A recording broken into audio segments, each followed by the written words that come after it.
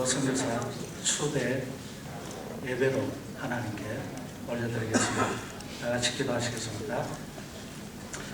하나님 아버지, 은혜를 감사합니다.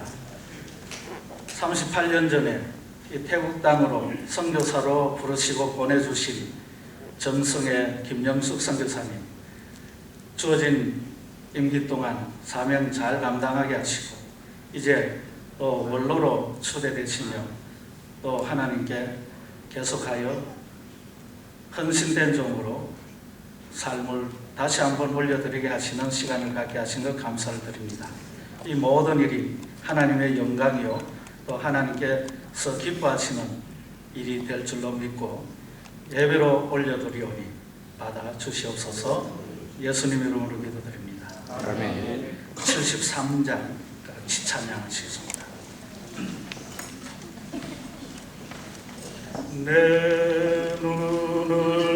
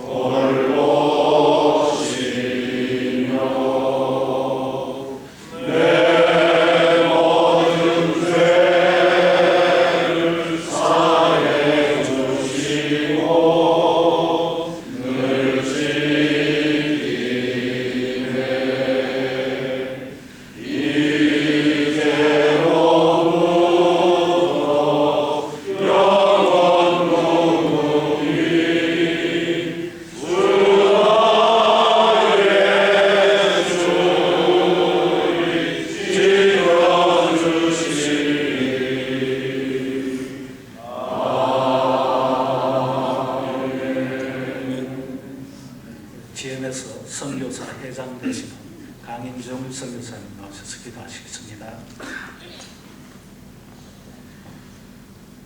거룩하시고 자비로우신 여호와 아버지 하나님, 은혜와 사랑을 진심으로 감사를 드립니다.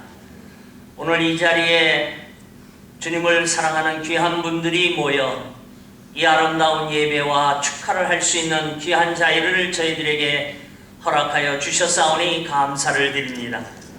오늘 이 자리에는 총회 세계 선교회의 파송을 받아 이곳 태국에서 지나간 38년간의 아름다운 사역을 마치게 하시고 또 하나님께서 주시는 새로운 은혜에 따라 원로 선교사를 추대로 받으시는 사랑하는 우리 정승혜 목사님, 김용숙 선교사님, 하나님 원로 목사 추대 축하 예배로 드리게 됨을 진심으로 감사를 드리옵나이다.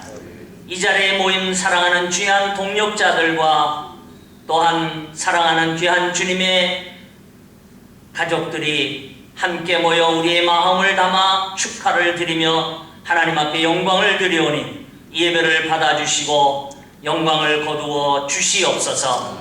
이 예배가 온전히 하나님 앞에 아름답게 상달되는 귀한 예배가 되게 하시고 특별히 우리 GMS 이사장님이신 김창곤 목사님의 말씀으로 권면하실 때 이 말씀이 우리 정승혜 선교사님의 남은 일생 동안 아름다운 지표가 되게 하여 주시옵소서. 주님께서 건강을 허락하여 주시어서 남은 여생 더욱더 주님 앞에 귀하게 쓰임받는 아름다운 주의 종이 되게 하여 주시옵소서. 감사하며 예수님의 이름으로 기도하옵나이다. 아멘.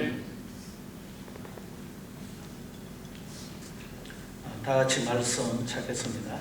디모데후서 4장 5절에서 8절까지 말씀입니다. 제가 공부하겠습니다. 디모데후서 4장 5절. 그러나 너는 모든 일에 근신하여 고난을 받으며 전도인의 일을 하며 내 직무를 다하라. 간제와 같이 벌써 내가 부험이 되고 나의 떠날 기약이 가까웠도다. 내가 선한 싸움을 싸우고 나의 달려갈 길을 마치고 믿음을 지켰으니 이제 후로는 나를 위하여 의의 면류관이 예비되었으므로 주 곧 의로우신 재판장이 그날에 내게 주실 것이니 내게만 아니라 주의 나타나심을 사모하는 모든 자에게니라. 아멘. 이제 우리 GMS 이사장 되시고 안양 석수교회 담임 목사님이신 김창곤 목사님 나오셔서 예비된 의의 면류관이라는 제목으로 말씀 전해 주시겠습니다. 할렐루야. 하나님께서 오늘 이 귀하고 복된 자리에 우리를 함께 모이게 하셨고 하나님께서 홀로 영광 받으시고 이 영광의 자리를 통하여서 앞으로도 계속하여 하나님의 은혜의 역사가 사랑하는 태국 땅과 우리 사랑하는 정승혜 선교사님, 김영숙 선교사님, 양주군에게도 함께할 수 있기를 먼저 주님의 이름으로 축원을 드립니다. 갈라디아 4장 29절에 바울은 이런 고백을 합니다. 나의 자녀들아, 너희 속에 그리스도의 형상이 이루기까지 다시 너희를 위하여 해산하는 수고를 하노니 라는 고백을 합니다. 영혼의 진통이 없이는 영적 자녀를 절대로 출생시킬 수 없다라고 말하죠.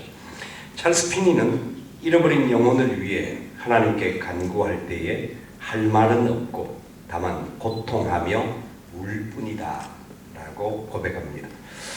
이처럼 복음 전파와 생명을 얻는 길에는 고통과 인내와 땀과 눈물과 헌신, 어쩌면 생명까지도 희생해야 될 길인지도 모릅니다. 그 길을 위하여서 지난 하나님의 은혜 가운데 부르심을 받고 37년 동안 이곳 사역하신 우리 사랑하는 귀한 선교사님 내외분과 이 자리에 함께 있는 모든 사랑하는 주의 거룩한 일꾼들이 하나님의 말씀 앞에 다시 한번 우리 자신들을 돌아보고 하나님의 귀한 뜻 가운데 우리의 삶을 다시 한번 헌신할 수 있는 결단의 시간이 되었으면 좋겠습니다. 오늘 바울은 이 본문의 말씀을 통하여서 우리에게 선포합니다. 우리가 고백해야 할 단어 중에 하나가 말씀을 전파하라고 명령하시는 그 명령에 우리는 집중하고 달려왔던가 하는 겁니다. 선한 싸움을 싸웠는가 하는 질문입니다. 나는 말씀을 전파하라. 때를 얻든지 못 얻든지 항상 힘쓰라. 범사에 오래 참음과 가르침으로 경책하며 경계하며 권하라.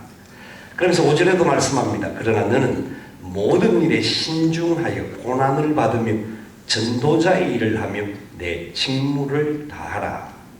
그러면서 6절에 고백하기를 전제와 같이 내가 벌써 부어지고 나의 떠날 시각이 가까웠도다. 나는 선한 싸움을 싸우고 라고 고백합니다. 그렇습니다.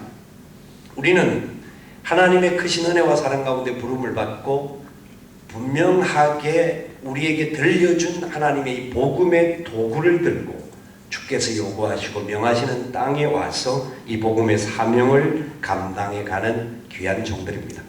특별히 오늘 이 본문에서 전쟁과 같이 부어진다라고 사용되어졌던 이 스펜도라고 하는 단어는 임박한 바울 자신의 순교를 나타내는, 그러니까 관제의 부음이라고 하는 말로 사용되어 있습니다.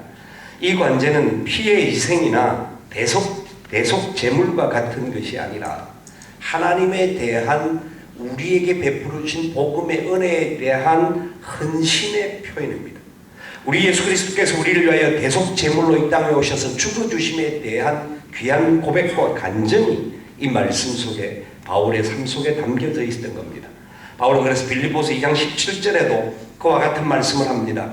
만일 너희 믿음의 제물과 봉사 위에 내가 나를 관제로 드릴지라도 나는 기뻐하고 너희 무리와 함께 기뻐하리니. 그렇습니다. 관제와 같이 부어진다. 내 생명이 주의 영광을 위하여, 복음을 위하여서 드려질 수 있는 기회가 되어진다고 한다면 이것은 너무나 아름다운 것이다라고 하는 고백이 담겨있는 말씀입니다.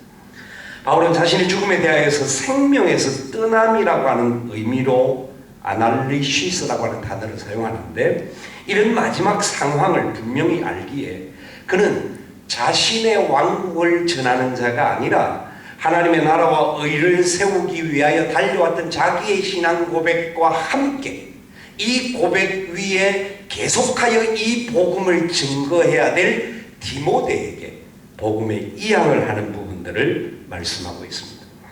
사도 바울은 여기에 있는 우리 모두도 너무나 잘 알고 있지만 수많은 고통과 죽음의 위기를 넘기면서도 하나님 아버지의 영혼을 향한 사랑의 마음을 가지고 삶의 자리에서 한 영혼을 소중하게 여기는 복음 전도자의, 선교자의 삶을 살았습니다. 또한 거기서 끝나지 않고 바울은 자기 자신이 그 사명을 다 감당하고 믿음을 지키고 주의 나라와 의를 위하여 달려왔던 그 사명을 자기 당대에 끊어지게 하지 않고 자기의 제자였던 디모데를 향하여서 이 목표를 다시 확인시키면서 그 복음을 위하여 계승해야 함을 명령하고 있습니다. 그렇습니다. 바울은 자기 자신이 죽음의 임박함을 예견하고 남은 생명을 그리스도와 온 교회를 위하여 자기 자신이 예수 그리스도의 흔적에 조금이나마 동참하기를 소망하는 마음으로 제물로 드려지기를 소망하였습니다. 그래서 순교의 제단에 바치겠다라는 결연적인 의지와 고백을 하고, 그 고백이 끝나지 않고 이 사명이 계속하여 자기의 제자들을 통하여서 전달되어지기를 소망하는 간절한 하나님의 나라의 용병이었습니다.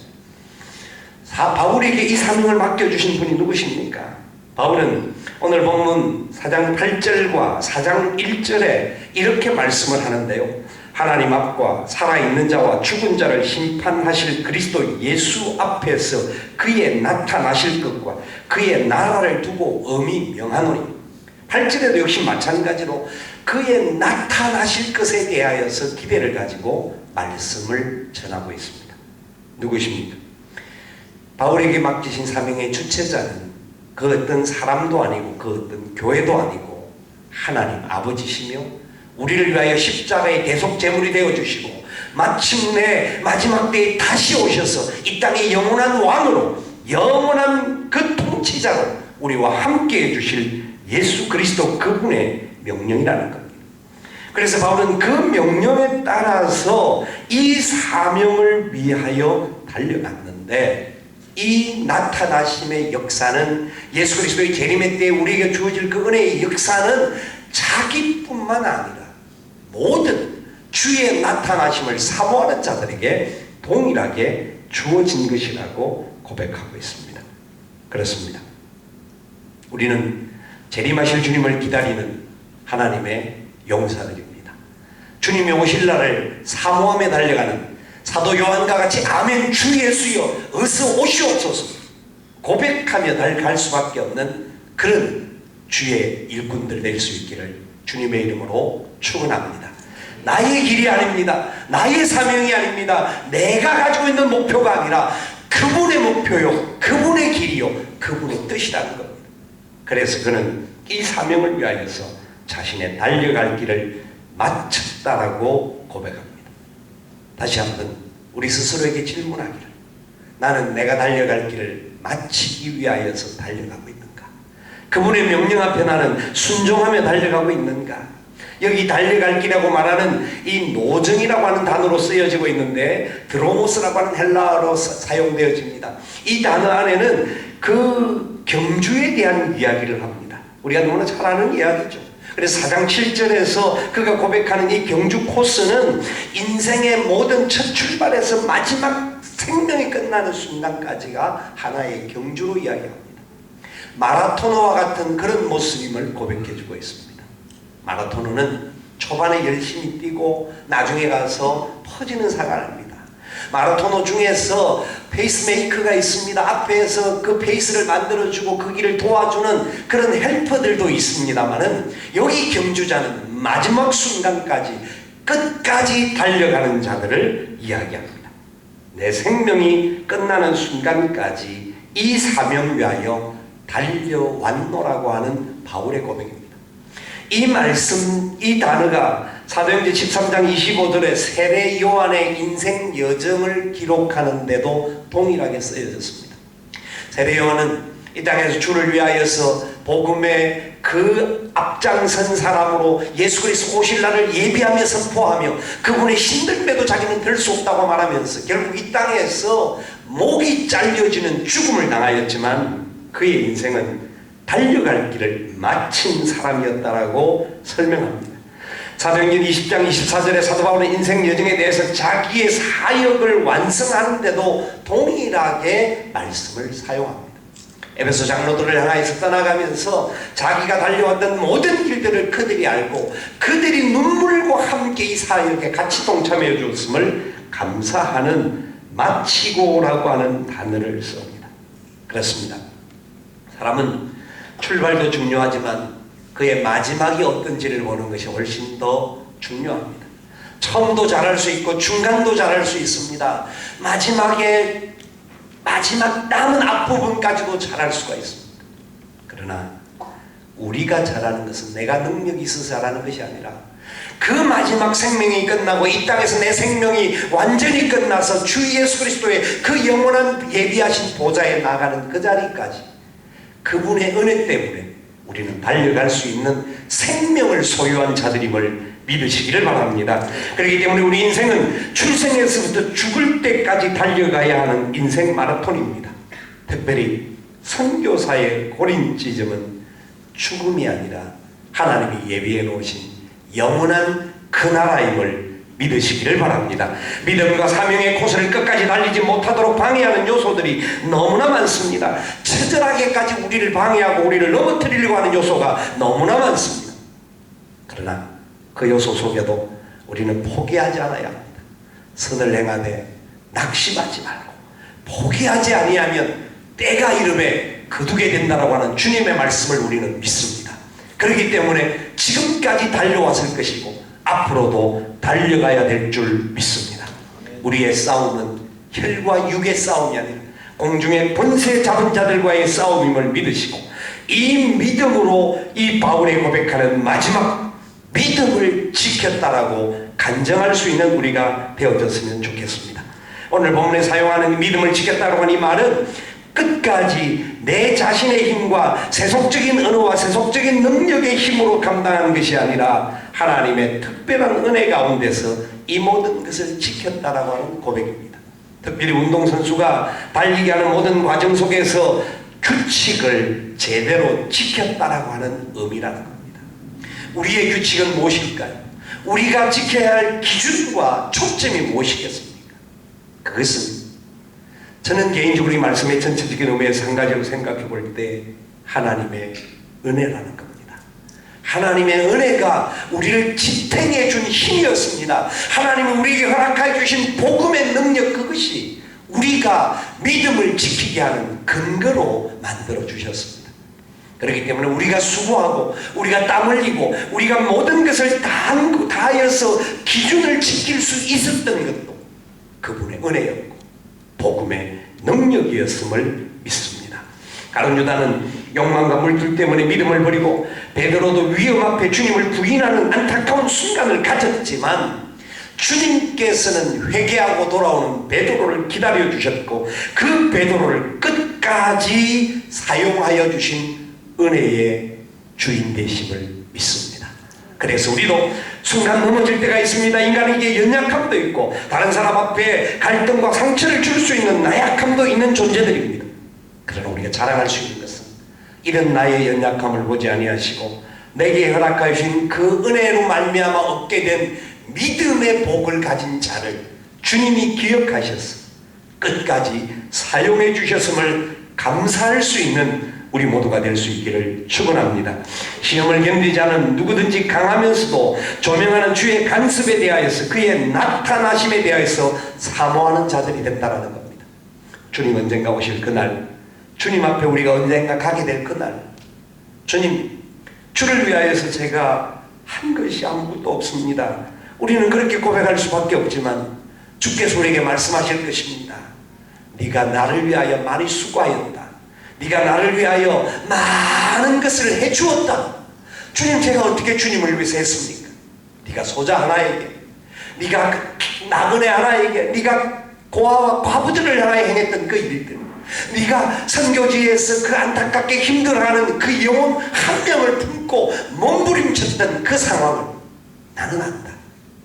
나는 크고 놀라운 것들로 나와 함께 누리는 자가 되기를 원한다. 그 복이 우리에게 있음을 믿으시기를 바랍니다. 그래서 바울은 마지막에 그렇게 고백합니다. 이제후로는 나를 위하여 의의 면류관이 예비되었으므로 주 곧 의로우신 재판장이 그날에 내게 주실 것이니 내게만 아니라 주의 나타나심을 사모하는 모든 자에게니라. 아멘. 아멘. 바울은 하나님을 의로운 재판장이라고 말합니다.